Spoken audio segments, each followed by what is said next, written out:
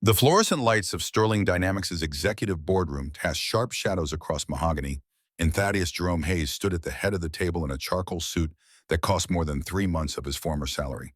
His hands rested flat against polished wood steady, despite the stakes burning through the air, like oxygen before a spark. Sir Edmund Blackwood studied him with the calculating patience of old Scottish money, 68 years etched into the lines around pale eyes, decades of boardroom combat, visible in every calculated movement. Two British executives flanked him, their expressions carefully neutral.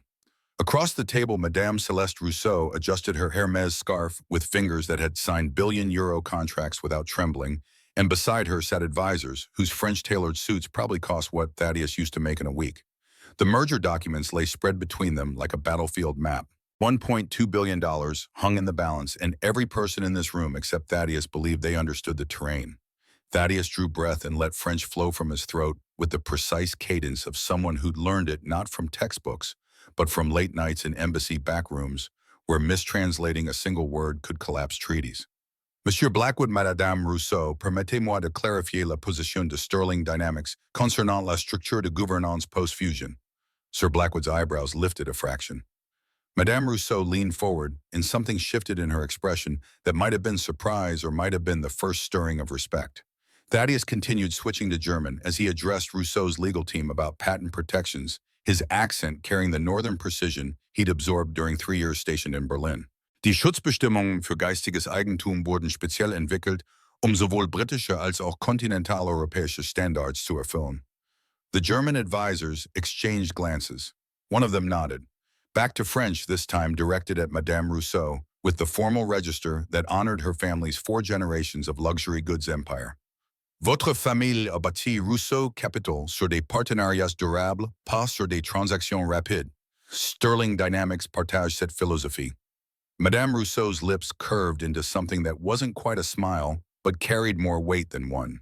She responded in rapid French, testing him, and Thaddeus matched her pace without hesitation. Italian came next when the Milanese intellectual property specialist raised concerns. Thaddeus shifted languages like breathing, and the specialist's frown dissolved into grudging comprehension. Sir Blackwood finally spoke his English, carrying the weight of Highland's ancestry. Mr. Hayes, your facilities with language is remarkable. Might I ask where you acquired such fluency? Thaddeus met his gaze with the calm dignity of someone who'd translated for presidents and knew exactly what his competence was worth. 22 years with the United States Department of State Sir Blackwood, senior diplomatic translator. G7 summits, NATO negotiations, presidential briefings. The room went so quiet that Thaddeus could hear someone's watch ticking 3 seats away. Madame Rousseau's eyes narrowed with the sharp intelligence of someone recalculating everything she'd assumed. Et vous travaillez maintenant pour Sterling Dynamics. Depuis combien de temps? The question hung there precise and pointed. And you work for Sterling Dynamics now. For how long? At the far end of the table, Vivian Sterling's face had gone the color of old paper. Her fingers gripped the armrests hard enough that tendons stood out white against skin. Thaddeus let the moment stretch. Let them all understand what they were seeing without him having to explain it. 3 ans, Madame Rousseau. 3 ans. 3 years. Sir Blackwood's expression shifted into something that might have been anger or might have been disgust, and it wasn't directed at Thaddeus. The image froze there, crystallized in fluorescent light and expensive suits, and the weight of recognition dawning across faces that had never bothered to look closely enough before. The screen went black and white letters appeared with the cold finality of evidence entered into record. 6 hours earlier. Morning in Cleveland arrived with the particular cruelty of January wind off Lake Erie, cutting through apartment walls that hadn't been properly insulated since 1987. Thaddeus Hayes woke at 5:43 to his daughter's alarm, the sound pulling him from dreams he couldn't remember into mathematics he couldn't escape. $340,000 in debt. Rent due in 72 hours. Bank account $143.17. He pushed himself upright and moved quietly past the bookshelf partition. Lyra slept with her mouth open, gap-toothed, even in dreams, one arm flung over a library book about pulsars. 8 years old and already reading 3 grades ahead, already asking questions about stellar evolution that made Thaddeus remember what it felt like to believe the universe would reward intelligence with opportunity. The kitchen was 6 feet of counter space and a stove with 2 working burners.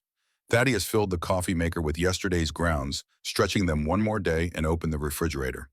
Eggs, milk, bread, peanut butter, apples starting to soften. Enough for 3 more days if he planned carefully and skipped lunch himself. The mathematics didn't work. They hadn't worked for 3 years, but Thaddeus had gotten good at making them work anyway, through careful planning and willingness to absorb indignities that would have broken him when he was younger. Behind him, Lyra's alarm went off again. Small feet hit the floor, and she appeared wearing astronomy-themed pajamas he'd bought from the clearance rack at Target. "Papa, is it telescope day?" Her voice carried hope like a physical thing. "Not yet, baby. Soon." He cracked eggs into the pan, stretching 2 eggs into portions for both of them, while Lyra climbed onto the kitchen stool. The gap in her front teeth was starting to close as adult teeth came in, and Thaddeus mourned it privately because that gap was Elise's genetic inheritance from a woman who'd smiled through terminal diagnosis. "When soon, you always say soon." The eggs sizzled. Thaddeus added milk to stretch them further. "When Papa saves enough. Worth waiting for, remember." Lyra picked at the placemat. Olivia's dad bought her the deluxe telescope for her birthday. $400. Thaddeus flipped the eggs and felt something tight move through his chest. Olivia's dad was a cardiologist who drove a Tesla. Olivia's dad didn't understand that $400 was rent shortage and utility shutoff. Olivia's very fortunate, but you know what makes a telescope special? Not how much it gets. What matters is what you see through it. He divided the eggs onto 2 plates, giving Lyra the larger portion with practiced on subtlety. "Are you eating lunch today, Papa?" The question came casual, but Lyra's eyes were too sharp. 8 years old and already learning to count the ways her father sacrificed himself. "I eat at work." It wasn't quite a lie. Sometimes there were leftovers. Sometimes he found vending machine crackers for $1.50. Mostly he drank water and coffee and waited for the shift to end. Lyra finished her eggs and rinsed her plate with careful attention, taught that conservation mattered because running hot water cost money. Then she emerged 5 minutes later in the school uniform Thaddeus had bought secondhand, blue polo khaki pants, shoes from Walmart reinforced with glue. They left the apartment at 6:47. Cleveland winter hit them like a fist, and Lyra tucked her chin into the coat that was already getting too small but would have to last another season. The Honda Civic waited in the lot looking as tired as Thaddeus felt. 23 years old, 200,000 miles, check engine light, permanently illuminated. He'd bought it cash from an estate sale the year Elise died. 3 years later, the Civic was still running, and Thaddeus was still unemployed in every way that mattered. Lyra climbed into the back seat and buckled herself in. The engine coughed twice, protested, then surrendered to one more day of service. Cleveland Elementary sat 15 minutes away in a neighborhood slightly better than theirs. Thaddeus had enrolled Lyra there using his sister's address, a small deception that felt justified when weighed against his daughter's education. They drove in comfortable silence, passing row houses and convenience stores, in the particular urban decay of a Rust Belt city that had never quite recovered from manufacturing jobs bleeding overseas. Thaddeus had watched it happen from embassy offices translating trade negotiations that closed American factories while diplomats congratulated themselves on global cooperation. He'd been good at his job, better than good. He'd translated for 3 presidents, prevented diplomatic incidents that would have made headlines if anyone outside classified briefings ever learned about them. Then 2022 brought budget reconciliation and foreign service downsizing, and suddenly 22 years of expertise meant nothing against spreadsheet mathematics. Last hired, first fired, except Thaddeus had been there longer than half the department, and it hadn't mattered. They'd called it a reduction in force. They'd been wrong about someone with his qualifications landing somewhere excellent. Thaddeus had applied to 314 positions in 6 months. University language departments said he was overqualified. Consulting firms said he was too specialized. Translation agencies offered freelance rates that worked out to $11 an hour after taxes. Meanwhile, Elise's medical bills came due with the regularity of tide, and Lyra needed food and shelter and the kind of childhood that didn't involve her father's desperation bleeding into her awareness of how fragile their situation was. So when Sterling Dynamics posted an opening for an executive driver, minimum wage, no benefits, immediate start, Thaddeus had swallowed everything he'd spent 40 years building and applied. They hadn't asked about his PhD. They'd wanted someone who could drive a Mercedes and keep his mouth shut and be functionally invisible. Thaddeus had proven exceptionally qualified for invisibility. He pulled up to Cleveland Elementary's drop-off lane, and Lyra gathered her backpack, leaning forward to kiss his cheek. "Love you, Papa. Brighter than the stars." "Brighter than the stars, baby. Learn something good today." She climbed out and joined the stream of children filtering toward the entrance, and Thaddeus watched until she disappeared inside, because you never knew which goodbye might be the last one, and he'd learned that lesson in the worst possible way. Then he checked the time, 7:18, and calculated the drive to Sterling Dynamics headquarters. Vivian Sterling required her car by 8:15. He drove across Cleveland with the radio off to save battery, passing through neighborhoods that marked the city's economic strata like geological layers. His apartment in the deteriorating section where rent was almost affordable. Lyra's school in the working class area. Finally downtown where glass towers reflected morning sun with the indifferent prosperity of capital that had forgotten the people who'd built it. Sterling Dynamics occupied 12 floors of premium office space, all chrome and minimalist design. Thaddeus badged into the underground garage at 7:38 and found the Mercedes S-Class waiting, black paint gleaming under LED lights. He did the walkthrough automatically. Exterior check, no scratches, no evidence of the car's existence being anything less than perfect. Interior leather seats, unmarred dashboard polished. Thaddeus kept cleaning supplies in the trunk for exactly this purpose, erasing traces of humanity so Vivian Sterling could maintain the fiction that her luxury existed separate from the labor that sustained it. At 7:52, his phone buzzed. Text from Vivian's assistant, Rebecca Morrison. Running late. Need pickup at residence 8:05. Traffic will be hell. Thaddeus fired the engine and pulled out, navigating morning Cleveland toward the address he'd memorized 3 years ago. Vivian Sterling lived in a restored Victorian in the historic district, the kind of house that came with a historical preservation plaque and property taxes higher than Thaddeus's annual income. He arrived at 8:04, idling at the curb while he watched the front door and thought about how different his life would have been if he'd been born to the kind of people who owned houses like this instead of the kind who cleaned them. Vivian emerged at 8:09 wearing corporate armor-tailored suit heels that probably cost $400, hair professionally blown out. She moved with the brisk confidence of someone who'd never had to question whether doors would open for her. Thaddeus exited the Mercedes and opened the rear door with practiced smoothness. Vivian slid into the back seat without acknowledgement, already pulling out her phone. The door closed with the expensive thunk of German engineering, and Thaddeus returned to the driver's seat, raising the partition halfway. She was on her phone before they'd pulled away from the curb. Richard, tell me you found someone. Tell me you found anyone. Pause. Thaddeus kept his eyes on traffic, but his attention tracked the conversation through the rearview mirror. Vivian's face had gone tight around the mouth. I don't care if you have to call every interpreter service in the Midwest. This merger happens today, or Sterling Dynamics is bankrupt in 3 months. Her voice climbed toward the register of genuine fear, disguised as anger.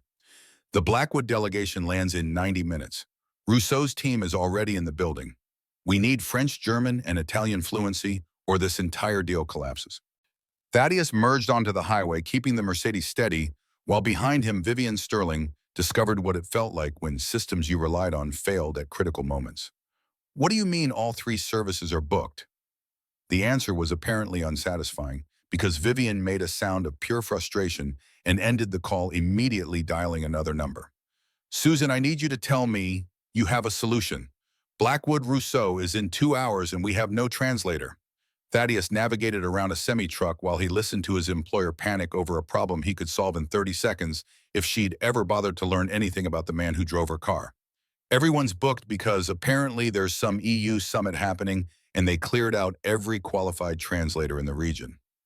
The irony hit Thaddeus like a physical thing. He'd translated at EU summits. He'd been the person other translators deferred to when precision mattered more than speed. She ended that call too, and Thaddeus watched in the mirror as she pressed her palms against her eyes, smudging mascara. When she lowered her hands, her expression had shifted into something rawer than he usually saw, genuine fear unfiltered. Her phone rang again. Please tell me you have good news. Whatever response she received made her shoulders sag. Then we're done. 3 years of negotiations, $12 million in legal fees, 200 jobs, all of it gone because we can't find someone who speaks French and German. She was spiraling now, and part of Thaddeus wanted to let her spiral, wanted to watch her feel the helplessness of being competent and qualified and completely powerless because systems designed to support her had failed. But another part of him knew that Sterling Dynamics going bankrupt meant 200 people losing their jobs. And one of those people was him, and he couldn't afford principals when his daughter needed dinner. They were approaching Sterling Dynamics headquarters, morning sun turning glass towers into mirrors. Vivian had her phone pressed to her ear, voice climbing toward genuine desperation. Thaddeus pulled into the underground garage parked in Vivian's spot and made a choice that would change everything while understanding it might change nothing at all. He lowered the partition. The motor's hum cut through Vivian's conversation, and she looked up, irritation flashing across her features. I told you to keep that up. I need to focus. Thaddeus turned in his seat, meeting her eyes directly for maybe the 5th time in 3 years, and let her see something besides careful invisibility. Excuse me, Miss Sterling. What languages do you need? She stared at him like he'd spoken in tongues, phone still pressed to her ear. I'm sorry, what? For your merger meeting, what languages do you need? The question hung in the expensive air of the Mercedes, and Thaddeus watched comprehension fail to arrive on Vivian Sterling's face. She lowered the phone slowly. French and German, also Italian for the intellectual property specialist. But that's not why are you asking me this? Thaddeus kept his voice level professional. I speak French and German fluently, also Italian, Spanish, Portuguese, Russian, Dutch, Polish, and Norwegian. The silence that followed felt like falling. Vivian's phone slipped from her hand, landing on the leather seat with a soft thump. Her mouth worked soundlessly before words came. You speak French and German. Fluently, along with 7 other languages. I can handle your merger meeting, Miss Sterling, if you'd like. Her face cycled through expressions too quickly to catalog shock. Disbelief, something that might have been anger, or might have been recognition of exactly how badly she'd miscalculated. Why didn't you ever? She couldn't finish the question, maybe because finishing it meant confronting 3 years of assumptions. Would you like me to demonstrate? The offer came quiet, no triumph in it, just professional courtesy. Vivian nodded slowly like she was moving through deep water. Blackwood's team, they called 10 minutes ago. They're downstairs. Thaddeus pulled his phone from his pocket, and Vivian handed over hers without being asked, her fingers trembling slightly. He dialed, and a British accent answered, professional and slightly annoyed. Ms. Sterling, we've been waiting in your lobby for... Thaddeus switched to French, letting the language flow with the particular cadence he'd learned from 18 months stationed in Paris. Bonjour, c'est Thaddeus Hayes, conseiller de Sterling Dynamics. Veuillez accepter nos excuses pour le retard. The voice on the other end paused, surprise bleeding through professional reserve. Monsieur Hayes, votre français est excellent. Êtes-vous le traducteur pour notre réunion? Thaddeus kept his tone formal, respectful. En effet, monsieur, j'ai 22 ans d'expérience diplomatique avec le département d'État américain. Another pause longer this time. Votre expérience est impressionnante. Le département d'État, vous dites. Oui, monsieur. Traduction de haut niveau pour les sommets du G7, les négociations de l'OTAN et les briefings présidentiels. Sir Blackwood's voice warmed fractionally. Très bien. Nous attendons avec intérêt de rencontrer quelqu'un qui comprend les nuances appropriées. Thaddeus switched to German, explaining that Sterling Dynamics took cultural protocols seriously. Wir bei Sterling Dynamics verstehen die Bedeutung kultureller Protokolle. A German voice responded, impressed despite itself, and Thaddeus spent 5 more minutes rebuilding the foundation. Vivian Sterling's lack of preparation had nearly destroyed. When he finally ended the call, the merger meeting was back on track. He handed the phone back to Vivian, who accepted it like she was receiving evidence of her own failure. They're satisfied. Meeting will proceed as scheduled. Vivian stared at him. Who are you? Oh, the question came out barely above a whisper. Someone who needed work 3 years ago, Miss Sterling, and someone who still believes people deserve second chances. He turned back to the front, hands resting on the steering wheel, and waited for whatever came next. Behind him, Vivian Sterling sat in silence that stretched long enough to become uncomfortable. I need to know everything, your background, your qualifications, all of it. Well, Thaddeus met her eyes in the rearview mirror, and this time he let her see the full weight of who he actually was. Georgetown University PhD in International Relations. Harvard University Master of Arts in Applied Linguistics. 22 years as Senior Diplomatic Translator for the United States Department of State. Each credential hit the air like a stone dropping into still water. I specialized in high-stakes multinational negotiations, G7 summits, NATO treaty discussions, presidential briefings for 3 administrations, Clinton, Bush, Obama. Vivian had gone pale, her carefully applied makeup standing out stark against skin that had lost its color. Then in 2022, budget reconciliation eliminated my position along with 300 others. I'd been there 22 years, and it didn't matter because efficiency meant cutting the expensive positions first. He paused, letting her absorb it. I applied for over 300 positions in my field. Universities said I was overqualified. Corporations said I was too specialized. Translation agencies offered freelance rates that worked out to less than minimum wage after taxes.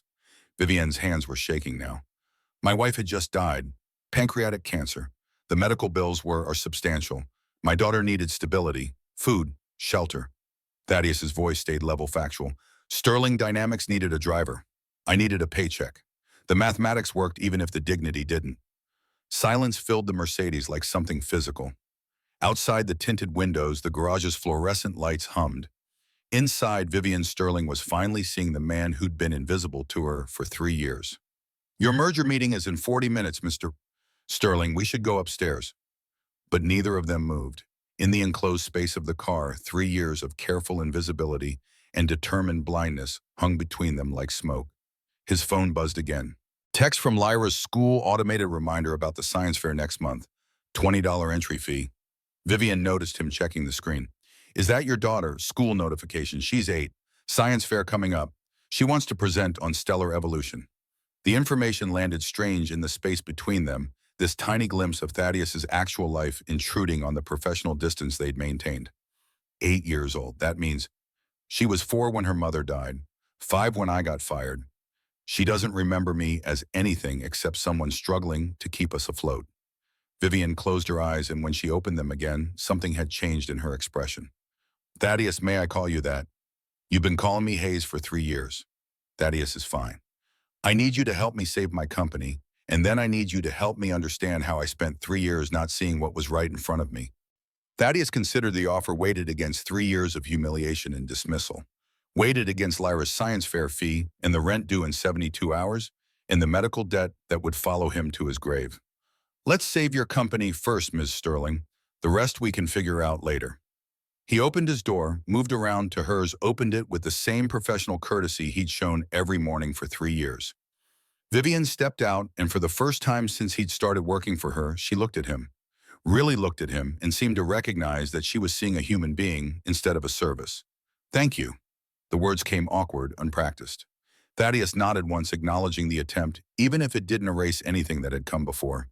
They walked toward the elevator bank, and overhead the fluorescent lights cast shadows that made everything look sharp-edged and unforgiving. The merger meeting waited upstairs. $1.2 billion hung in the balance. 200 jobs depended on what happened in the next 2 hours. And Thaddeus Jerome Hayes, who'd spent 3 years being invisible, was about to step into the light in ways that would change everything. The elevator doors opened. They stepped inside. The car began to rise, carrying them toward confrontation and revelation, and the possibility that competence might finally be recognized, even when it came wrapped in skin that people like Vivian Sterling had been taught not to see clearly. 40 minutes until the meeting. 40 minutes until Thaddeus reminded a room full of powerful people what they'd forgotten, that talent doesn't wear suits or announce itself with credentials, that brilliance exists in places you're not looking, that the person you've dismissed as furniture might be exactly who you need when everything you've built starts to crumble. The elevator climbed through floors of chrome and glass, and Thaddeus watched the numbers increment, while beside him Vivian Sterling finally began to understand what she'd missed. 3 years of silence, 3 years of invisibility, 3 years of swallowing everything he'd worked for and pretending it didn't matter as long as Lyra had food and shelter. But silence had an expiration date, and invisibility only worked until someone needed to see you. The elevator slowed. 38th floor, executive offices. The doors opened onto carpeted corridors and reception areas designed to intimidate, and somewhere ahead the Blackwood Rousseau delegation waited to discover that Sterling Dynamics had found the translator they needed in the last place anyone would have thought to look. Thaddeus stepped into the corridor with Vivian Sterling beside him instead of ahead of him, and the symbolism of that small shift in positioning wasn't lost on either of them. Everything was about to change. The only question was whether the change would come fast enough to save what needed saving and destroy what deserved destroying. 40 minutes to the merger meeting. 3 years of silence ending. One man carrying 22 years of expertise that should have mattered all along about to prove to a room full of people who'd never noticed him that competence doesn't announce itself. It waits quietly until the moment you need it most, and then it saves your world, or watches it burn, depending on whether you have earned salvation. The corridor stretched ahead, and Thaddeus walked it with the dignity of someone who knew exactly what he was worth, even when others had forgotten. And behind him, the elevator doors closed on the man he'd been for 3 years, and ahead of him waited the man he'd always been ready to be seen again. The memory hit Thaddeus while Vivian Sterling made phone calls from her office, sharp and unwelcome, like all the moments when he remembered exactly what his daughter endured because of choices he'd made to survive. 24 hours earlier, Cleveland Elementary School, fourth grade classroom, afternoon sun slanting through windows that needed cleaning. Lyra Hayes sitting at a scarred desk in the second row, gap-toothed smile fading as Mrs. Patterson called for attention with the particular tone white teachers used when they were about to demonstrate casual cruelty disguised as professional interest. Class, let's go around the room and share what our parents do for work. Lyra had tensed immediately, and Thaddeus knew this because she'd told him later, voice small and careful, like she was trying not to make him feel worse about things he already felt terrible about. The sharing had proceeded clockwise. Olivia's father was a cardiologist. Tommy's mother managed a law firm. Then Mrs. Patterson's attention landed on Lyra. Lyra, what does your father do? He drives cars. The words came quiet, factual, and even in memory, Thaddeus felt his chest constrict, because his daughter shouldn't have to feel diminished by describing his work accurately. Mrs. Patterson's smile had carried sympathy that felt like condescension. That's nice. It's important that someone does those jobs. Those jobs. The ones for people who couldn't do better. Lyra had ducked her head, and Mrs. Patterson moved on without seeing how her 8-year-old had just learned a new lesson about hierarchies and worth. But Tommy had seen.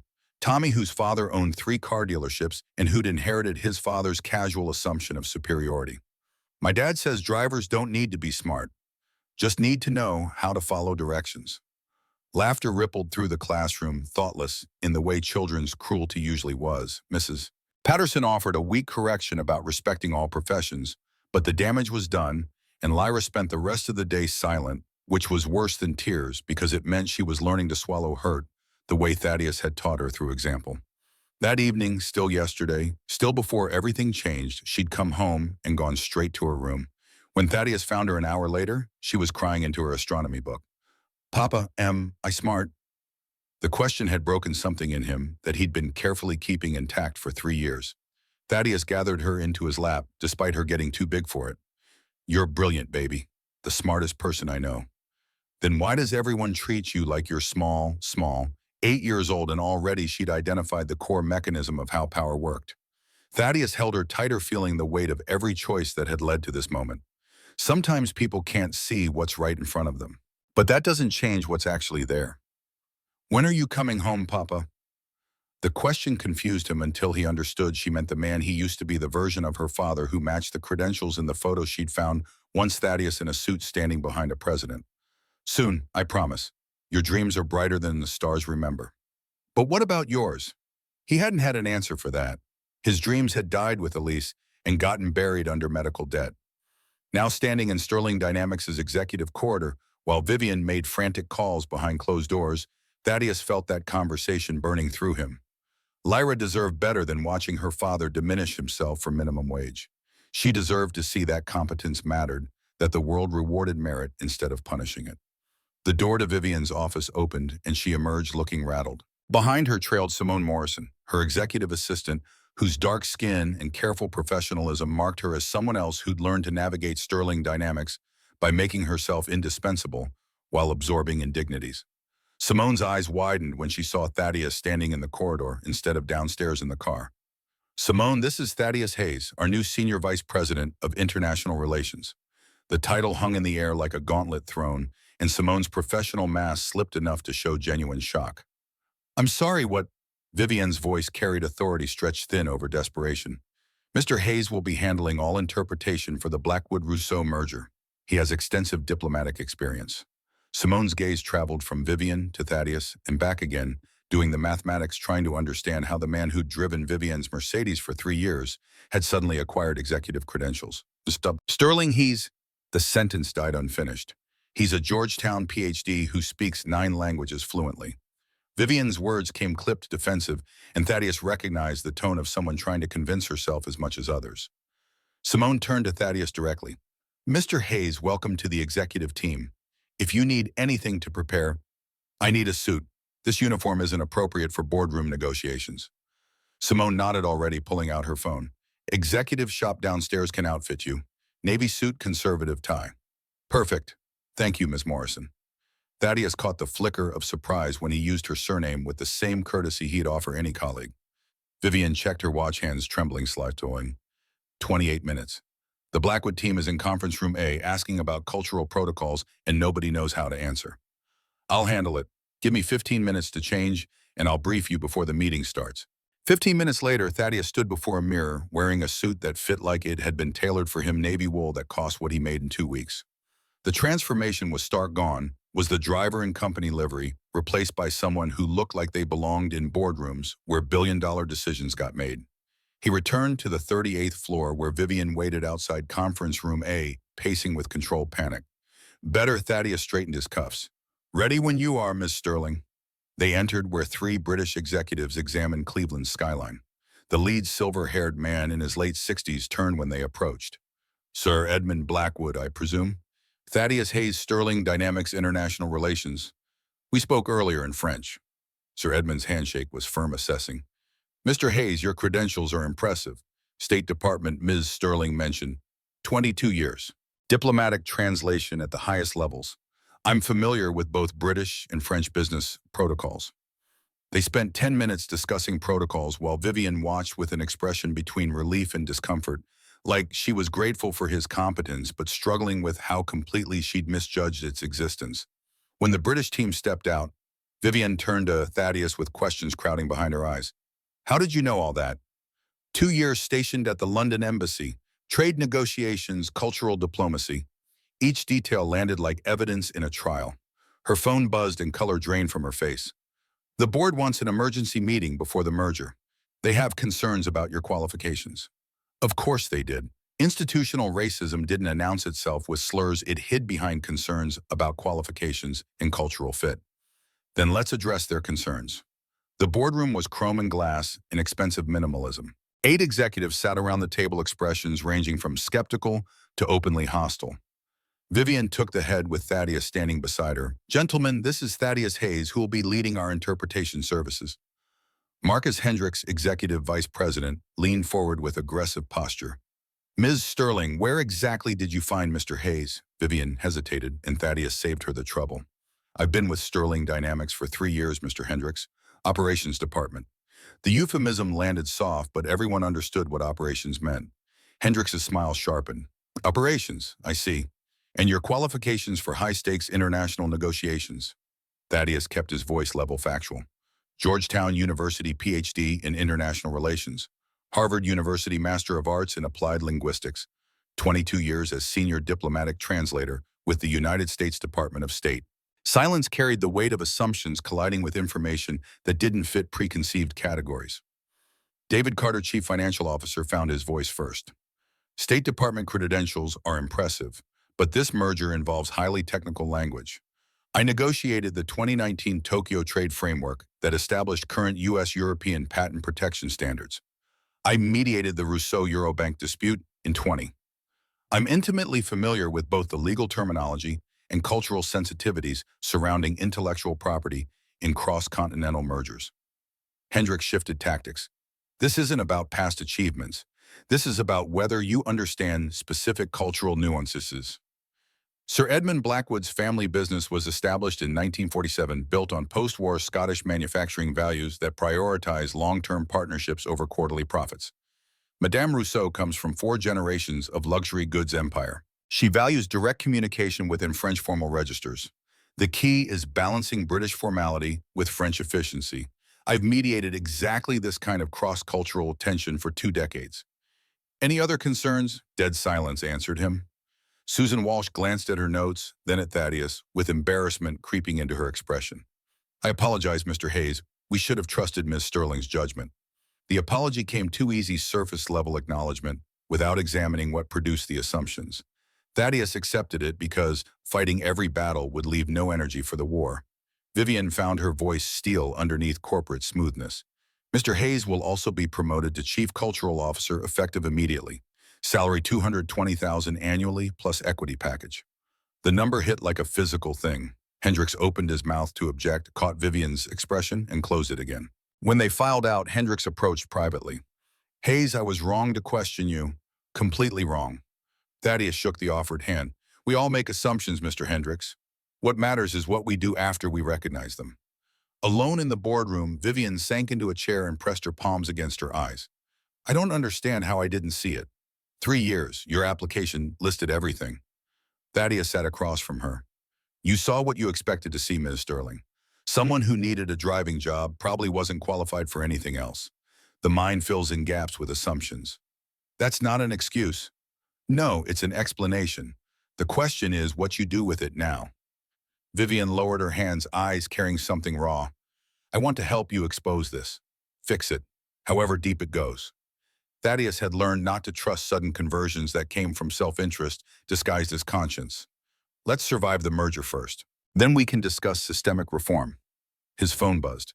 Text from Simone Morrison. Mr. Hayes, I need to talk to you privately. Today, it's important.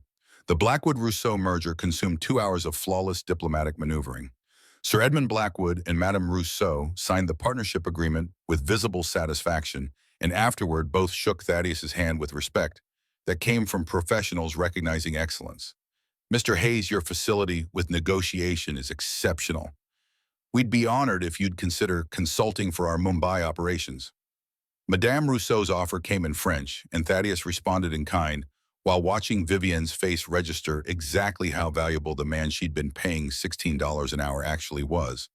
The honor would be mine, Madame Rousseau, though I've recently accepted a position here that I'm committed to fulfilling. When the delegations departed, Vivian turned to Thaddeus. You could have taken that offer. Probably would have paid 3 times what I'm offering. Probably, but I have unfinished business here. Simone Morrison waited in Vivian's outer office, professional mask in place but tension visible. When she saw Thaddeus, relief flickered in her expression. Mr. Hayes, do you have a moment?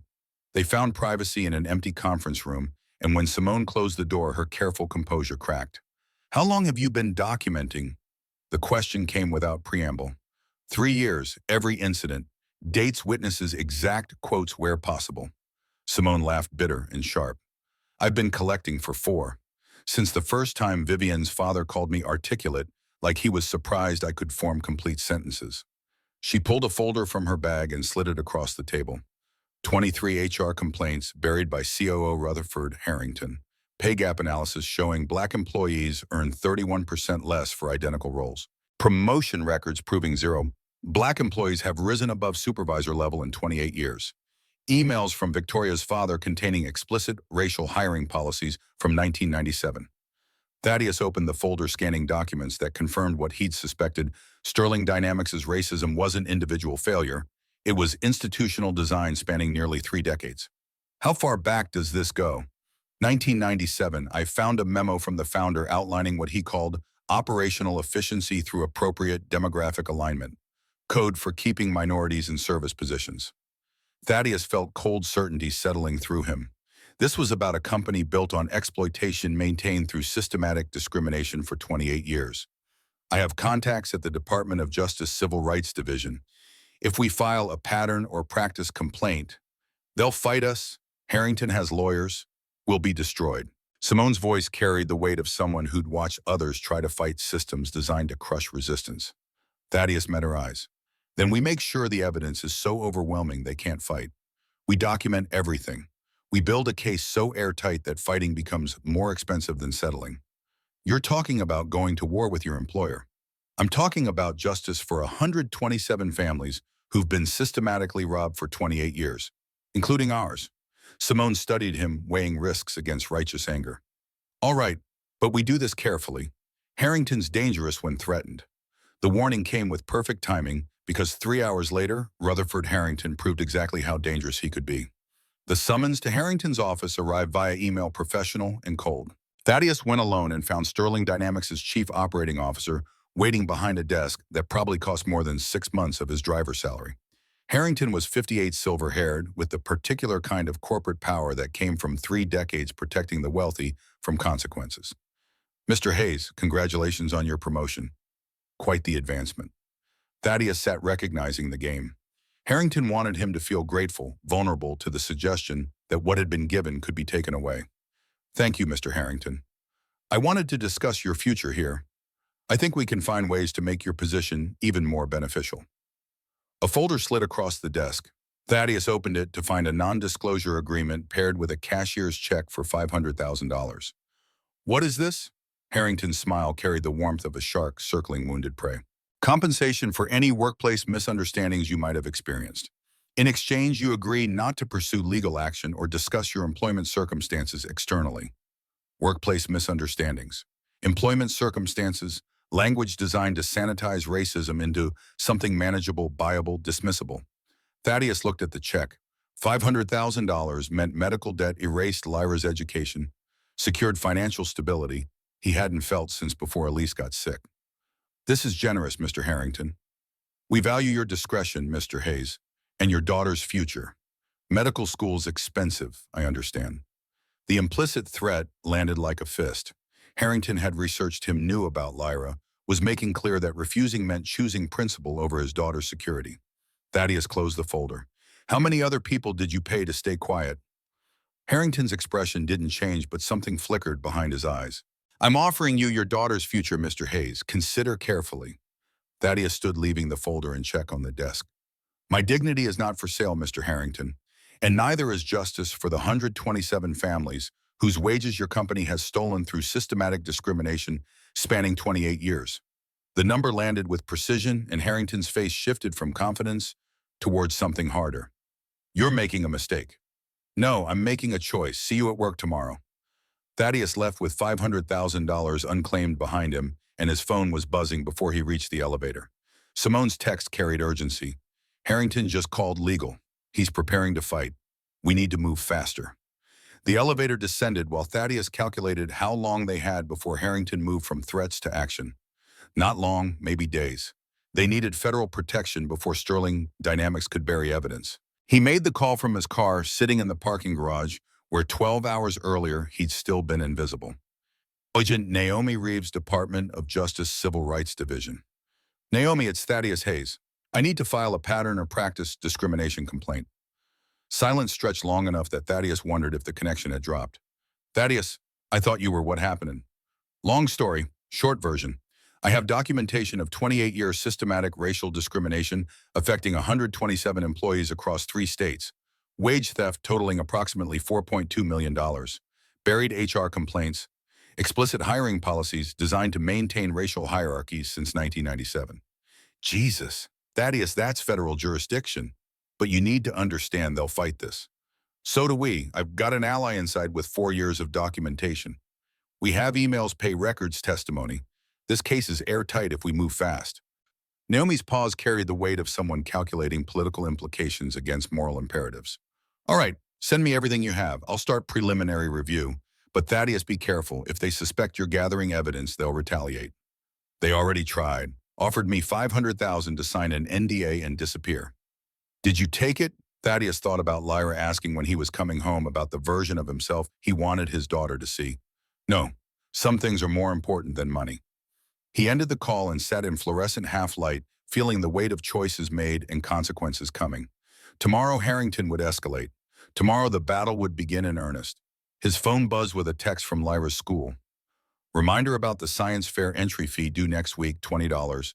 That suddenly felt both insignificant and enormous given what he'd just refused. Another text, this one from Vivian. Can we talk tonight? There's something about my father I need to tell you. Thaddeus stared at the message, weighing whether he could trust Vivian's apparent transformation. Only one way to find out. He drove home through Cleveland dusk. The apartment felt smaller than usual. Or maybe he felt larger, expanded by the day's recognition. Lyra was at the kitchen table doing homework, gap-toothed smile appearing when she saw him in a suit. Papa, you look fancy. Did something good happen? Thaddeus gathered his daughter into a hug that lasted longer than necessary. Something very good, baby. Papa's job changed today. Changed how?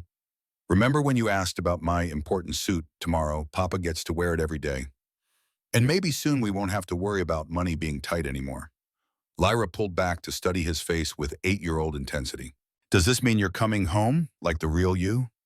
The question hit harder than Harrington's threats because it came from love instead of malice. Yeah, baby, the real me is coming home. She hugged him again, fierce and tight. I'm proud of you, Papa. Brighter than the stars. Brighter than the stars. They made dinner together, pasta with sauce from a jar, and Lyra talked about her science fair project, while Thaddeus listened and remembered what it felt like to believe the future might hold something besides survival. After Lyra went to bed, Thaddeus sat at the kitchen table and opened his laptop. The folder glowed on screen dates, incidents, witnesses, careful documentation of someone who understood that memory wasn't evidence and justice required proof. 127 incidents, 28 years of systematic discrimination, $4.2 million in stolen wages. The numbers told a story bigger than his own humiliation. His phone rang. Vivian calling at 9:43 p.m. Thaddeus, I'm outside your building. Can I come up? There's something I need to show you.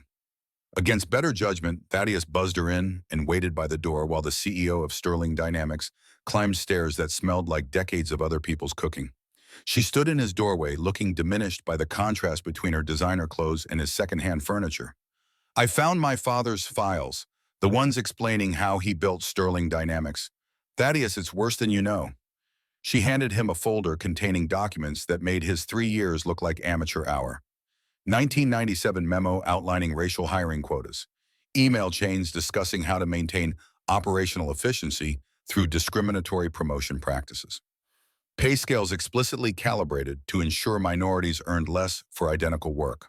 Thaddeus read through evidence of institutional racism so blatant it would be funny if it hadn't destroyed so many lives. I didn't know, I swear I didn't know he built a company like this.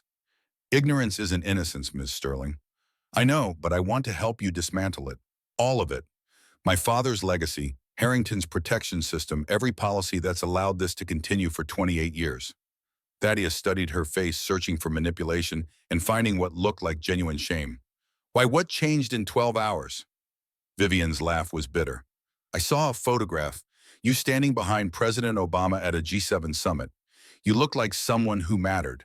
And I realized I spent 3 years treating someone who'd advise presidents like he was furniture. She wiped her eyes, mascara smearing. Tomorrow Harrington's going to try to bury this. But if I testify against him, if I provide internal documents showing 28 years of systematic discrimination, the DOJ case becomes unbeatable. You do that, testify against your own company. It's not my company anymore. It's my father's rotting legacy and I want it gone. I want to build something better. With your help. Thaddeus looked at the woman who'd never once wondered if the man driving her car might be capable of more, and he saw something he hadn't expected: genuine willingness to change, to sacrifice, to prove that people could be better than their worst choices. All right, we do this together. But understand, if we go to war with Harrington and the company fights back, this destroys everything. Vivian met his eyes with resolve. Some things are more important than reputation. You taught me that today when you turned down $500,000. She stood to leave, pausing at the door. Thank you for giving me a chance to be better than my father. Thank me after we've won. Alone again, Thaddeus returned to his laptop and began composing the email that would change everything. Attached 3 years of documentation. Simone's 4 years of buried complaints. Vivienne's father's explicit racist policies from 1997. Testimony from 127 employees systematically exploited. The email to Agent Naomi Reeves went into the Department of Justice's system at 10:17 p.m., and with it went any chance of returning to invisible safety. Thaddeus closed his laptop and sat in the quiet apartment, listening to Lyra breathing in her sleep and Cleveland outside his windows. Tomorrow the war started. Tomorrow Harrington would retaliate, lawyers would mobilize, consequences would cascade. But tonight, for the first time in 3 years, Thaddeus Hayes felt like himself again. He pulled out his phone and looked at the photo Lyra had found once, him, in a suit standing behind a president, looking like someone who mattered. Tomorrow he'd look like that again. Tomorrow he'd prove that competence couldn't be buried forever, that one man's courage could crack open systems designed to keep power exactly where it had always been. The future hung uncertain, like stars that were always there, but only visible when darkness was complete enough. And Thaddeus was done being invisible. The Department of Justice moved faster than Thaddeus expected, which meant Agent Naomi Reeves understood exactly how dangerous delay would be when corporations mobilized legal defenses. 72 hours after he sent the evidence, 72 hours after that 10:17 p.m. email that had gone into federal systems from his kitchen table, while Lyra slept behind a bookshelf partition, federal investigators arrived at Sterling Dynamics with subpoena power and methodical determination that suggested this case had already climbed several levels above routine discrimination complaints. Thaddeus watched from his new office corner space on 38 windows overlooking Cleveland's downtown sprawl as two DOJ attorneys in conservative suits entered the building, carrying briefcases that probably contained warrants for documents Sterling Dynamics would rather keep buried. A third person followed younger woman with the bearing of someone who specialized in forensic accounting, which meant DOJ was taking the wage theft allegations seriously enough to bring financial crimes expertise. His phone buzzed. Simone Morrison's text carried clipped efficiency born from 4 years of documenting injustice while maintaining professional courtesy. Harrington just got served. Legal is freaking out. Conference room looks like war room. This is happening. The satisfaction that should have followed felt muted by awareness of what came next. Federal investigations meant depositions stretching over months, testimony under oath, where every word became permanent record, legal maneuvering, where truth got filtered through procedural requirements designed to protect institutions as much as punish wrongdoing. Justice moved slowly when it moved against power, and Thaddeus had learned during 22 years of diplomatic service that slow didn't mean ineffective if you had patience and evidence strong enough to survive scrutiny. But at least it was moving. After 3 years of silence, after 28 years of institutional racism embedded so deep it had become corporate DNA, the mechanisms of accountability were finally engaging. The intercom crackled with Vivienne's voice tight with something between fear and resolve that suggested she understood exactly how much her voluntary testimony would cost her. "Thaddeus, can you come to the conference room? DOJ wants to interview both of us." He found her standing by the window staring at Cleveland's skyline like she was memorizing it before everything changed. The attorneys, one black woman in her 40s with the confident bearing of someone who'd prosecuted discrimination cases before, one white man, slightly younger, who kept checking his tablet with the focus of someone assembling a prosecutorial narrative, in real time sat at the table with recording equipment and the kind of patient expressions that suggested they'd heard every excuse corporations invented for systematic oppression. Agent Naomi Reeves stood when Thaddeus entered, and her handshake carried the warmth of old colleagues reuniting under circumstances neither had anticipated when they'd last seen each other at his State Department farewell reception. "Thaddeus, you look different than the last time I saw you." State Department farewell reception, 2022. I had more hair and less debt. Naomi's smile acknowledged shared history before her expression shifted back to professional neutrality, honed by years of civil rights prosecution. "This is Special Agent Marcus Chen from our Cleveland field office and Attorney Jennifer Walsh from Civil Rights Division. We need both of you to walk us through everything: timeline, documentation, witness testimony. Everything you tell us becomes part of the federal record, and we'll likely ask some questions multiple times to ensure consistency. This preliminary interview usually takes 4 to 6 hours." Thaddeus pulled out the folder he'd been maintaining for 3 years, pages now organized with the careful attention someone develops when they know documentation might be the difference between justice and dismissal.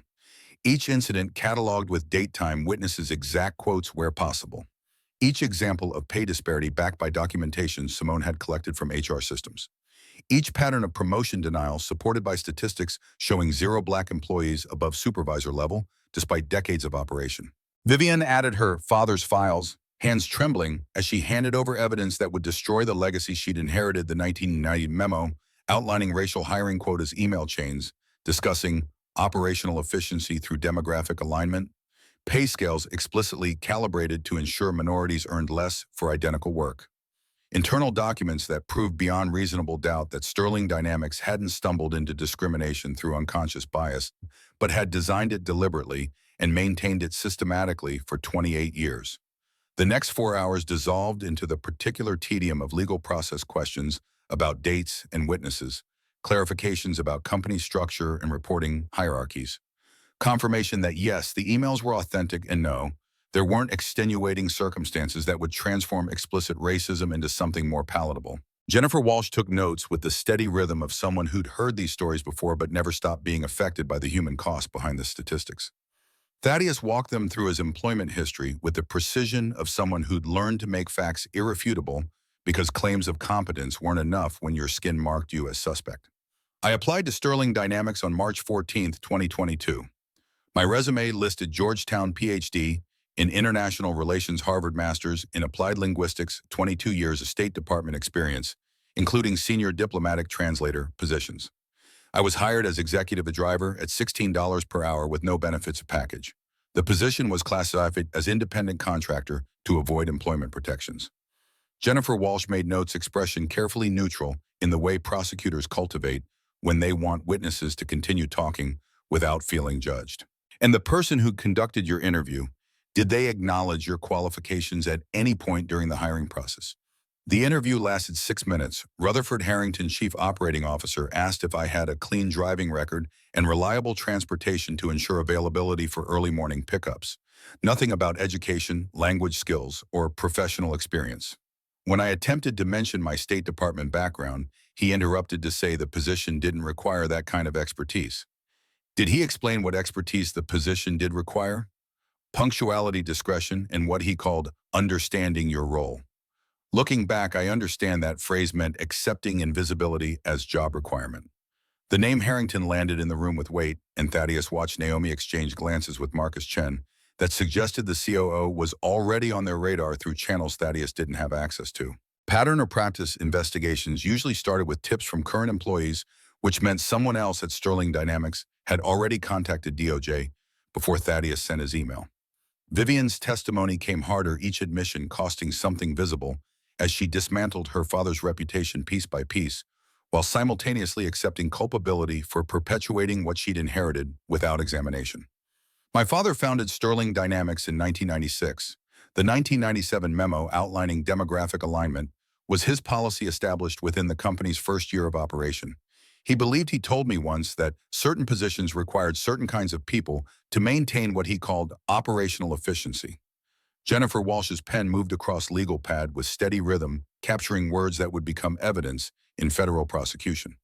Certain kinds of people. Can you elaborate on what he meant by that phrase? Vivian's voice went flat, stripped of inflection, like the only way to get through this was to pretend she was describing someone else's choices rather than her father's deliberate construction of racist hierarchy. He meant white people in management and professional roles, black and brown people in service positions. He coded it as efficiency and cultural fit, but the internal documents make the intent explicit. Racial hierarchy designed into company structure from the beginning and maintained through systematic practices over 28 years. And you implemented these policies after inheriting the company in 2015. The question hung sharp, and Thaddeus watched Vivian struggle with whether to defend herself or accept full responsibility for perpetuating what she'd inherited. I maintained them, not consciously. At first, I told myself I was just continuing existing practices, following the organizational structure my father had established. But yes, the result was the same whether I intended discrimination or simply failed to examine the system I inherited.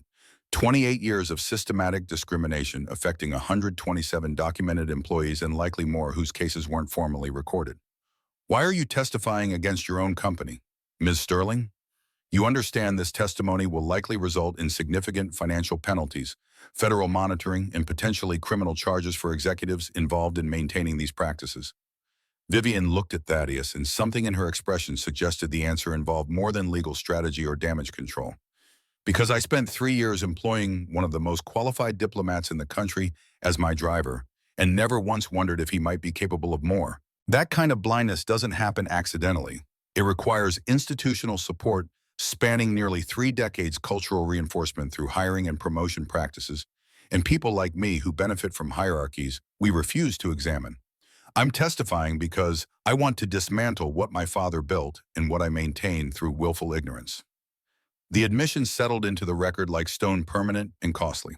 When the DOJ attorneys finally closed their notebooks and stopped the recording equipment, Naomi remained behind while her colleagues left to begin the methodical work of building a federal case that would survive the aggressive legal challenges Sterling Dynamics would inevitably mount. Thaddeus, you understand what you've started here. Sterling Dynamics has resources. They'll fight this with everything they have. Best lawyers money can buy, PR firms to manage public perception, private investigators to dig into your background, looking for anything that might discredit your testimony. Let them fight. The evidence is overwhelming. Evidence isn't the same as victory. These pattern or practice cases take 18 to 24 months minimum from initial filing to consent decree. Depositions, discovery battles, procedural challenges at every stage. And even if we win the consent decree, might not give you everything you're hoping for. Federal monitoring is expensive, and companies often negotiate down the oversight requirements. Thaddeus thought about Lyra asking when he was coming home, about the 126 other families who'd been systematically exploited for wages and opportunities, about whether slow justice was better than no justice at all. What I'm hoping for is that 127 families get their stolen wages back, and Sterling Dynamics never does this to anyone else. Everything beyond that is secondary. Naomi studied him with the expression of someone evaluating whether idealism would survive contact with bureaucratic reality and corporate resistance. All right, but protect yourself. Document everything that happens from this point forward. If Sterling retaliates, and they will because that's what institutions do when challenged, we need evidence of that too. Take screenshots, save emails, record dates and times of any suspicious actions. Corporate retaliation is its own federal offense and strengthens our case, but only if we can prove it. The retaliation came 48 hours later, delivered with corporate efficiency that might have been impressive if it weren't so predictable and transparent. Thaddeus arrived Monday morning to find his keycard deactivated at the building entrance. The security guard, older black man named William, who'd always acknowledged Thaddeus with careful dignity, even when he was just the driver who nobody else saw, looked genuinely apologetic when the system rejected the badge with a harsh beep that echoed through the marble lobby. "Mr. Hayes, I got instructions from upstairs this morning. You're not cleared for building access pending security review." "I'm sorry, man. This doesn't feel right." William's voice carried the weight of someone who understood exactly what security review meant when applied selectively to employees who challenged power structures, and his willingness to express sympathy despite potential surveillance suggested solidarity that transcended professional risk. "Did those instructions come from Harrington?" "Didn't say. Just came through security protocols with your name and employee number flagged for restricted access. Started at 6 a.m., 3 hours before your usual arrival time." Thaddeus pulled out his phone and called Vivian's direct line. She answered on the first ring, voice tight with barely controlled anger that suggested she'd just discovered the lockout herself. "I just found out about the key card. Harrington did this without my authorization. I'm overriding it now and sending email to HR documenting that this action was unauthorized by CEO office." "Don't." The word stopped her mid-breath. "What, Thaddeus? This is retaliation. It's illegal under federal law, and I won't tolerate." "Document it. Let him dig his hole deeper." Every retaliation attempt becomes evidence in the DOJ case. We need Harrington to demonstrate exactly how the system protects itself when challenged, how institutional racism fights back when someone threatens to expose it. Silence stretched while Vivian processed the strategy of using institutional cruelty against itself, turning corporate self-protection into prosecutorial evidence. "You're sure you're asking me to let you be locked out of the building?" "Positive. But I need you to send me written confirmation that my employment status hasn't changed and this lockout wasn't authorized by you as CEO. Time-stamped email copied to HR and DOJ contacts. Make it clear this is Harrington acting alone." "Done." "Thaddeus, I'm sorry. This is exactly what we expected. Just document everything." He ended the call and turned to William, who'd been listening with the careful attention of someone who'd survived corporate hierarchies by knowing when to see and when to pretend blindness. "Mr. Hayes, for what it's worth, I hope you take them down. All of them. Every executive who thinks they can treat people like this." The solidarity came unexpected and powerful, and Thaddeus understood he wasn't fighting alone, even when isolation was the point of retaliation. "Thank you, William. That means more than you know." Thaddeus spent the day working from his apartment, fielding calls from DOJ attorneys who wanted clarification on specific incidents, coordinating with Simone about witness testimony from other employees willing to come forward, now that federal protection existed, building the case that would either transform Sterling Dynamics or prove that institutional racism was too entrenched to dismantle through legal process alone. The news broke Wednesday morning, leaked strategically to Cleveland Plain Dealer by someone who understood that public pressure mattered as much as legal process when corporations controlled enough resources to fight federal oversight for years. The headline hit with exactly the impact Thaddeus had hoped for. Sterling Dynamics faces federal discrimination probe. DOJ investigates 28-year pattern of racial bias wage theft affecting 127 employees.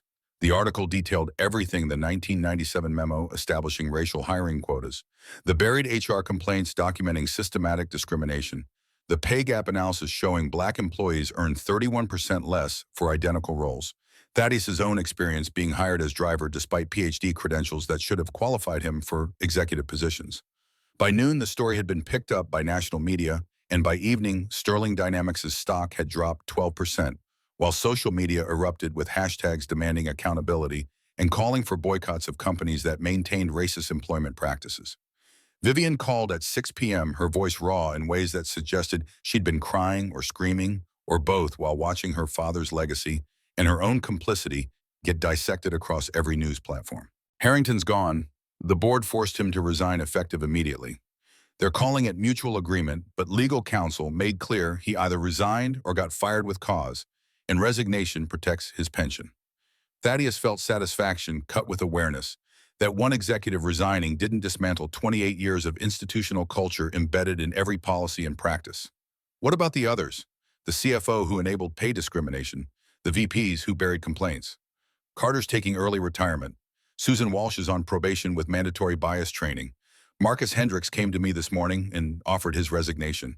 Said he couldn't defend what he'd been part of anymore, that seeing the evidence laid out made him realize he'd been complicit in oppression. He'd convinced himself wasn't really happening.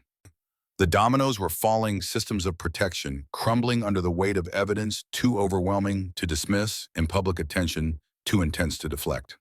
But Thaddeus knew the real test wasn't individual resignations. It was whether structural change would follow or whether Sterling Dynamics would just hire new people to maintain old hierarchies under slightly different language. What about policy reform? Real changes to hiring, promotion, pay equity. I'm implementing everything DOJ recommended, plus additional measures our legal team says exceed federal requirements. Anonymous resume review to eliminate name-based discrimination in hiring decisions.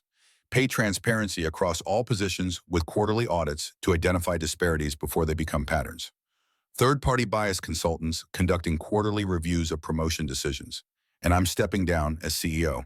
That last statement hit unexpectedly, though perhaps it shouldn't have given everything that had been exposed. Vivian, I'm serious. I'm not qualified to lead this transformation. I'm part of the problem. I inherited racist structures and maintained them through ignorance that was really just willful blindness. I'm moving to COO position under new leadership, someone from outside who doesn't have their vision, shaped by my father's legacy spanning nearly 3 decades. Someone who can see clearly what needs changing because they weren't raised to think this was normal. Thaddeus heard the cost in her voice, the sacrifice of ego and power that came from genuine recognition of limitations rather than performative humility designed to rehabilitate reputation. What about you? Will you stay as Chief Cultural Officer? If you'll have me working under you in the new structure, I need to learn how to see clearly, and I can't think of better teacher than someone who spent 3 years being invisible to me. The role reversal was almost absurd, CEO becoming subordinate to the man she'd employed as driver 6 months ago. But it also felt right in ways that transcended corporate hierarchy, more about acknowledging competence and accepting accountability than reversing power dynamics for symbolic purposes. We'll figure it out. First, we need to survive the DOJ investigation and implement changes that actually work. Thaddeus, there's something else. The evidence we provided DOJ says the patterns don't stop at Sterling. The discrimination extended to suppliers, contractors, business partners. This is bigger than one company. Thaddeus closed his eyes, feeling the weight of systemic corruption spreading like cancer through interconnected corporate networks that had maintained racist practices for decades. Because nobody with power had incentive to examine foundations, everything was built on. How big? 3 states, Ohio, Michigan, Pennsylvania. DOJ estimates maybe 100 companies total, all following similar practices because my father and his peers believed this was how business got done for 28 years. They had informal networks, shared hiring practices, referred each other to reliable recruitment firms that understood cultural fit requirements. It was coordinated without being conspiracy, just shared assumptions about who belonged in which roles. The scope was staggering, and for the first time Thaddeus wondered if they'd uncovered something too large to actually fix, whether institutional racism was so deeply embedded in regional corporate culture that even federal intervention couldn't extract it without destroying entire economic structures.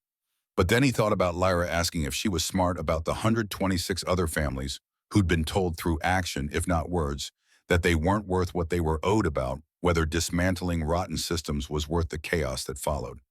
Then we give DOJ everything.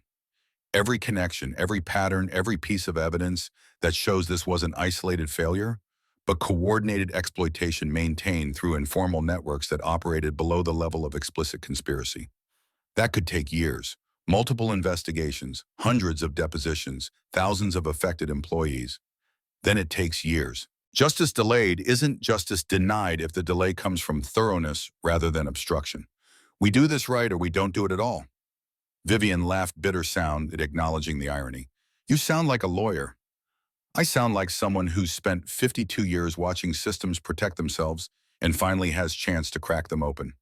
The DOJ announcement came 6 weeks after Thaddeus first contacted Agent Naomi Reeves, 6 weeks after that 10:17 p.m. email that had started everything. Federal pattern or practice investigation into Sterling Dynamics and 17 affiliated companies across 3 states. Civil rights violations spanning 28 years. Estimated 127 employees directly affected at Sterling alone, potentially hundreds more across network of connected companies whose cases remained undocumented but followed similar patterns. Thaddeus stood in Sterling Dynamics' conference room, watching the press conference on monitors, showing every major news network carrying the story live. This was big enough to command national attention, big enough that DOJ had scheduled the announcement from Washington rather than Cleveland field office. Agent Naomi Reeves spoke from a podium flanked by flags, her voice carrying the authority of federal power finally applied to corporate racism that had operated openly for decades because nobody with enforcement capacity had bothered to look. The evidence demonstrates systematic discrimination designed to maintain racial hierarchies through hiring practices, promotion policies, and wage structures that explicitly disadvantaged employees of color for nearly 3 decades. Sterling Dynamics and affiliated companies created what amounts to a deliberate system of economic suppression affecting hundreds of families across 3 states. Questions erupted from reporters, and Naomi fielded them with practiced efficiency, confirming that, yes, criminal charges were under consideration for certain executives whose actions rose to level of fraud, in addition to civil rights violations, and no settlements wouldn't prevent individual employees from seeking additional damages through private lawsuits. And yes, this represented one of the largest civil rights cases the Justice Department had pursued in the corporate sector in recent years. Beside Thaddeus, Simone Morrison watched with satisfaction that looked like vindication mixed with exhaustion from 4 years of collecting evidence while believing nobody would ever care enough to use it. 4 years. 4 years I documented everything thinking maybe someday someone would listen. Now 127 families get justice. Now they get justice because of you. Documentation made this possible. Simone shook her head. Documentation without action is just complaining. You acted. That's the difference between witnessing injustice and stopping it. The distinction felt important, that bearing witness wasn't the same as intervention, that collecting evidence required someone brave enough or desperate enough to actually deploy it against systems designed to crush resistance before it became threat. His phone buzzed with a call from Lyra's school. He stepped into the corridor to answer, and the principal's voice carried careful neutrality that meant bad news delivered professionally. Mr. Hayes, I wanted to inform you about an incident involving Lyra. She's fine physically, but there was an altercation during lunch period that requires suspension under our zero-tolerance policy. Thaddeus felt his chest tighten with parental fear that trumped everything else. What happened? Another student made comments about your employment situation. Apparently their parent works at Sterling Dynamics and shared information about the federal investigation with the family. Lyra became upset when the student suggested you were going to prison for lying, and there was a physical confrontation. Lyra pushed the other student after being pushed first. His 8-year-old daughter had hit someone, and Thaddeus felt simultaneous pride at her defending him, and horror that she'd been put in position where violence seemed like necessary response. Is she hurt? No, but we have zero-tolerance policies about fighting regardless of provocation. She's suspended for 3 days. I'm sorry, Mr. Hayes, but school board policy doesn't allow discretion, even in cases where we understand the circumstances. Thaddeus made arrangements to pick up Lyra immediately and drove to Cleveland Elementary with his mind churning through anger at systems that punish children for reacting to racism with the same zero tolerance they failed to apply to the racism itself. He found her sitting in the principal's office, gap-toothed smile, notably absent eyes red from crying. She tried to hide because she thought being strong meant not showing hurt. When she saw him, her face crumpled, and she launched herself into his arms with the desperate relief of 8-year-olds who still believed their fathers could fix anything. Papa, I'm sorry. Tommy said you were going to jail for lying about being important, and I told him you were more important than his stupid dad, and he pushed me, so I pushed him back, and Mrs. Patterson saw, and... Shh, baby, it's okay. You're okay. The principal watched this exchange with the careful distance of someone who understood that sometimes institutional rules collided with human reality, and there were no good answers, only compromises that satisfied policy while acknowledging that fairness and rules weren't always aligned. Mr. Hayes, I want you to know that we've also spoken to the other students' family about their role in this incident. The suspension applies to both students equally under zero-tolerance policy. Thaddeus looked at the principal black woman in her 50s who'd probably spent decades navigating educational systems that demanded she enforce rules that disproportionately punished students who looked like Lyra, and saw a recognition pass between them that suggested she understood exactly what had happened, even if policy prevented her from saying so explicitly. I understand. Thank you for handling this fairly within the constraints you're working under. He drove Lyra home through afternoon Cleveland, and she sat in the back seat crying quietly in ways that broke his heart worse than any corporate humiliation ever had, because this was his daughter learning lessons about injustice that no 8-year-old should have to learn. Papa, are you going to jail? No, baby. Papa didn't do anything wrong. Papa told the truth about people being treated unfairly at his work, and some people don't like that because the truth makes them uncomfortable. Tommy's dad said you're a liar who pretended to be smart to get money. Thaddeus pulled over to the side of the road, twisted in his seat to face his daughter directly, and spoke with the intensity of someone who needed her to understand truth that mattered more than any corporate battle. Lyra, look at me. I have a PhD from Georgetown University, a master's degree from Harvard. I spent 22 years working for the United States government, translating for presidents and helping negotiate agreements between countries. I am smart. I've always been smart. Some people just couldn't see it because they weren't looking at me. They were looking at their assumptions about who I was supposed to be based on how I looked. Her eyes were wide, processing information that rewrote everything she thought she understood about her father's place in the world.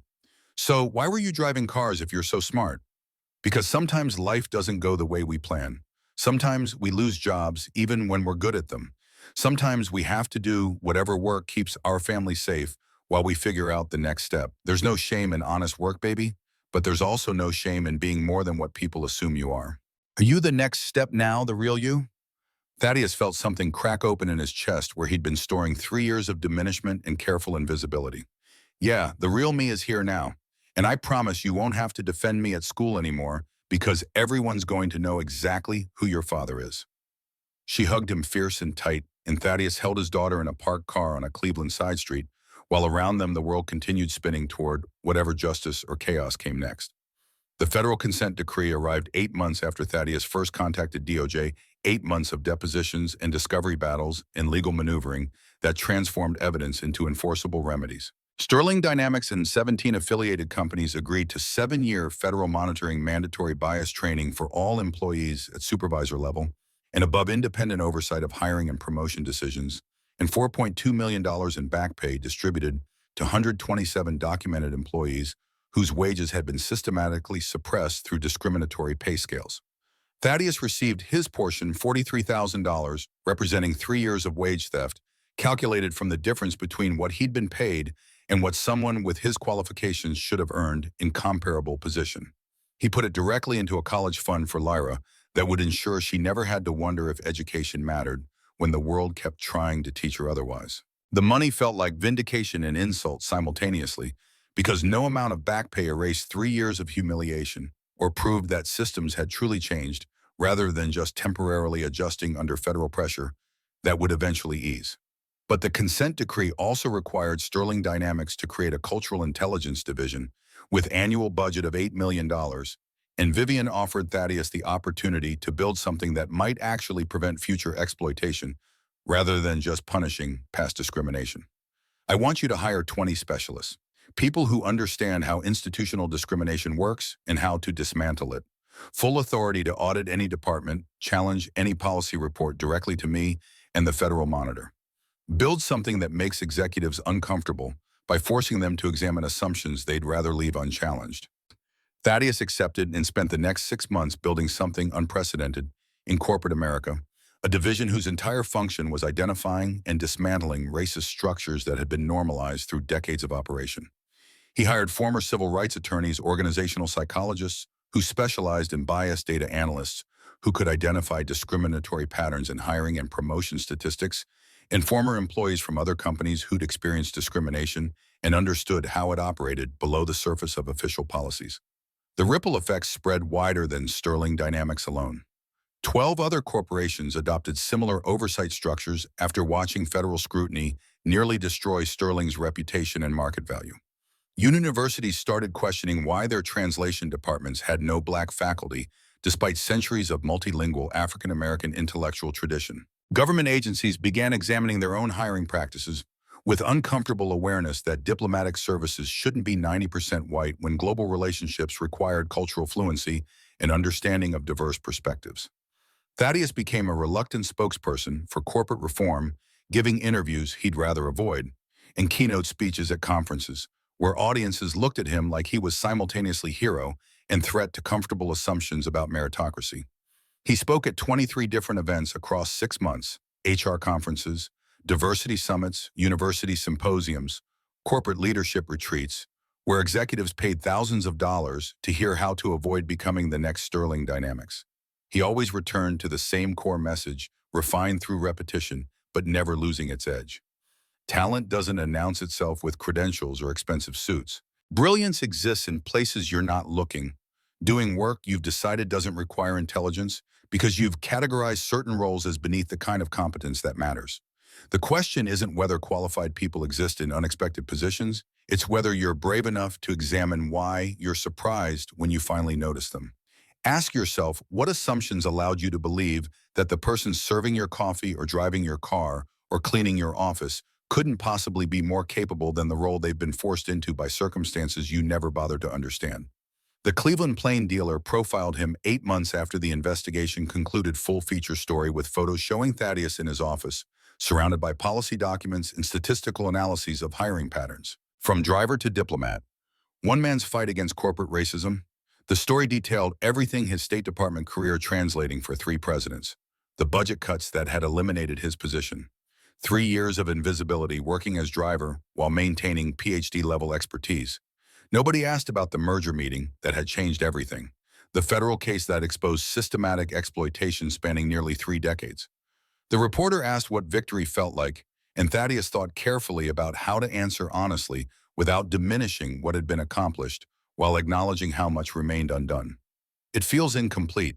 We helped 127 families at Sterling, but there are thousands more who never get noticed, never have evidence documented, never find allies willing to risk everything for justice. This wasn't victory. This was one crack in a very thick wall built over 28 years. The wall is still standing. We just proved it can be damaged if you hit it hard enough with truth that can't be dismissed. 18 months after that 10:17 p.m. email to Agent Naomi Reeves, 18 months after Thaddeus had sat at his kitchen table and decided that silence was more expensive than risk. He stood in Cleveland Science Center watching Lyra present her astronomy project to a room full of judges and parents and children who didn't yet understand that the universe was both bigger and more accessible than adults had taught them to believe. She'd built a scale model of stellar evolution, tracking how stars form from cosmic dust and burned through their fuel until they either collapsed into black holes or exploded into supernovas or faded into white dwarfs, depending on variables too complex for 8-year-olds to fully grasp, but simple enough that she'd learn them anyway, because her father had never told her anything was too hard if she wanted to understand it badly enough. My project is called Brighter Than Stars because my papa always says that's what dreams should be, and I wanted to understand what that meant scientifically. Stars are the brightest things in the universe, but they're also temporary. They burn out. But the elements they create, those last forever and make new stars. So being brighter than stars means lasting longer than the brightness itself.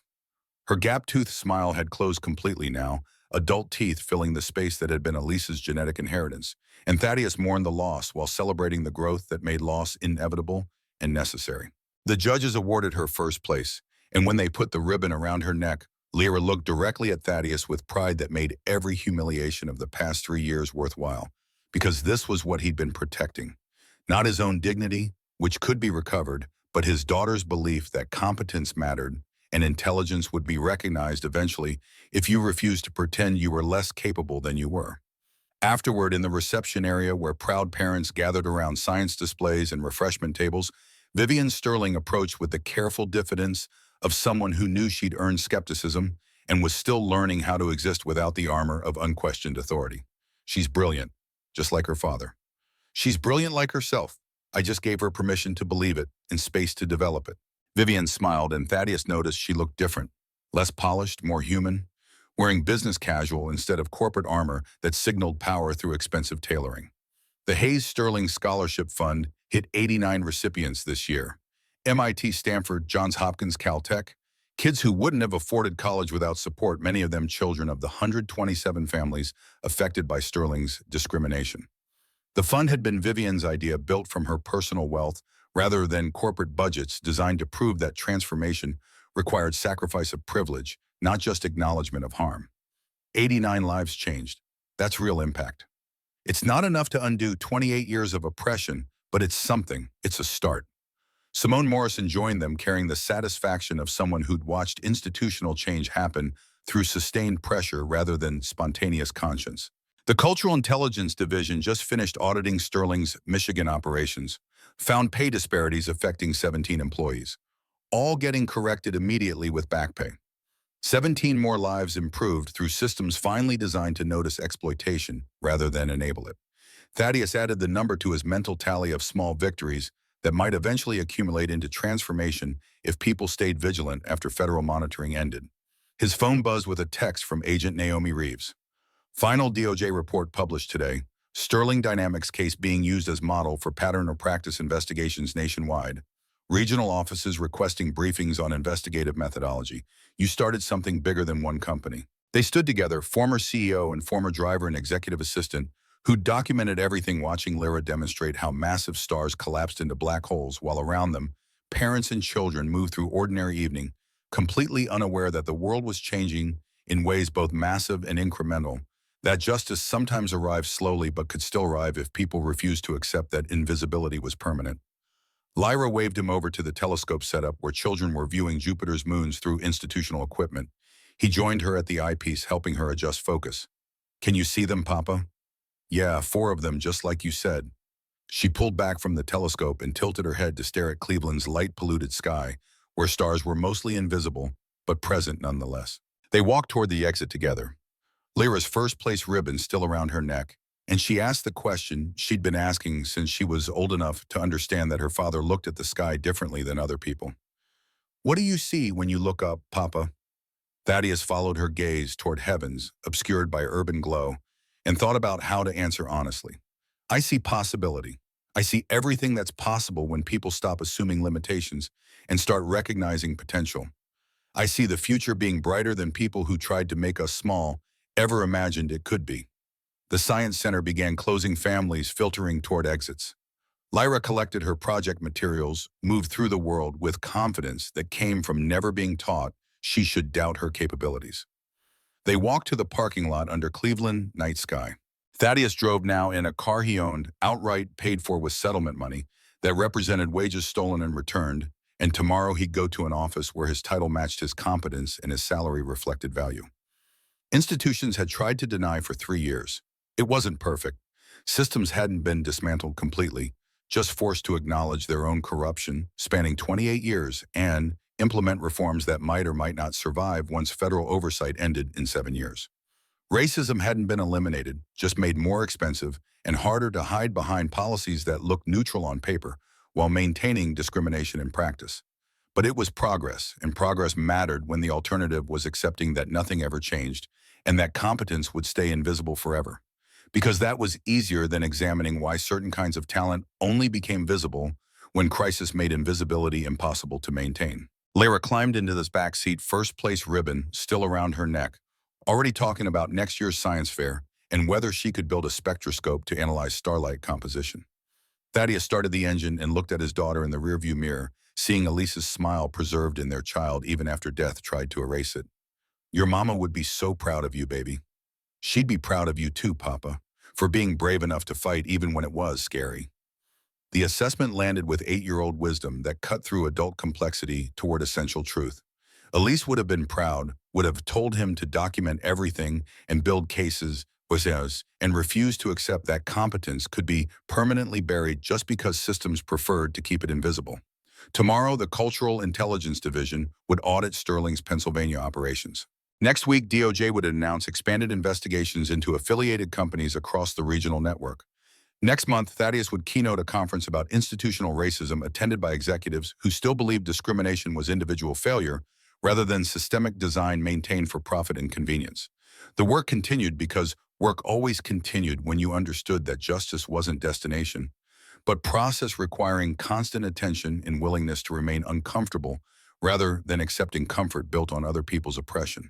But tonight, driving his daughter home from a science fair where she'd proven brilliance nobody would ever make her doubt, Thaddeus allowed himself to feel something beyond determination and strategic planning. He felt hope, fragile and powerful simultaneously, that the world might actually change if people kept demanding it change and refused to accept that invisible talent should stay invisible forever just because systems had been designed to maintain that invisibility for 28 years or longer.